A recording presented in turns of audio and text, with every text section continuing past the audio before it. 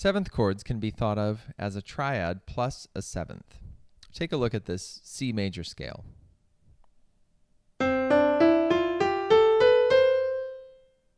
From this, a major seventh chord can be built by extracting the root, third, fifth, and seventh. Since the chord is based on a major scale, we call it a major 7. The three most commonly used seventh chords are the major 7, the dominant 7, and the minor 7. The one in the middle, the symbol 7 with no other distinction, implies what we call a dominant 7. In these three chords, the root and fifth will not move. So let's lock in C as the root and G as the fifth for all three of these chords. And now the only notes that will change are the third and the seventh. If the third and seventh are major, meaning they fit in the key signature of the bottom note, we call it a major 7. But if the third and seventh are both minor, we call them a minor 7th. If the third is major, but the seventh is minor, we'll call this chord a dominant 7th.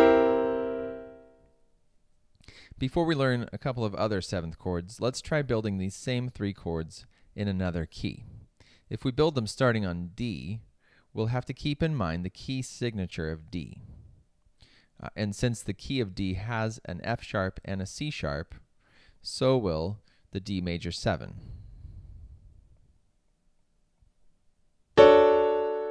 In order to make these minor, we'll have to lower the third and the seventh by simply removing those two sharps. And in order to make a dominant 7th, we'll keep the third major, but we'll make the seventh minor.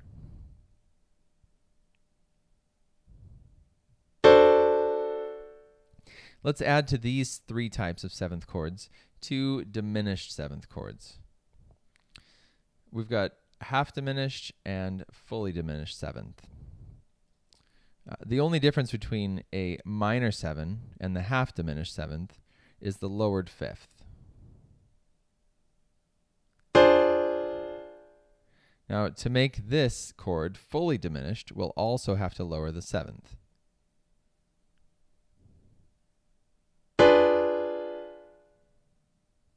Notice that only one note changes with each new chord.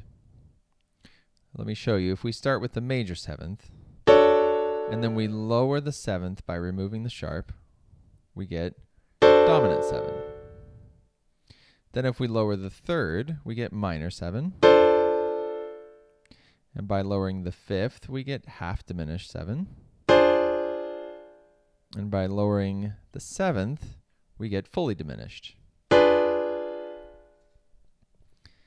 That's one way to find our half diminished and fully diminished seventh chords. Another way, and perhaps a quicker way, is by relating both of them to the major 7. From major 7, if we lower the third, fifth, and seventh, we make a half diminished 7th.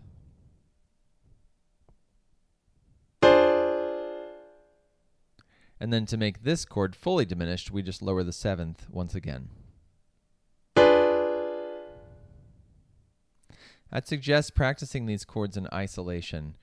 Within Music Theory Pro, just select a couple of seventh chords, and then gradually increase the possible chords until you can quickly identify any of them.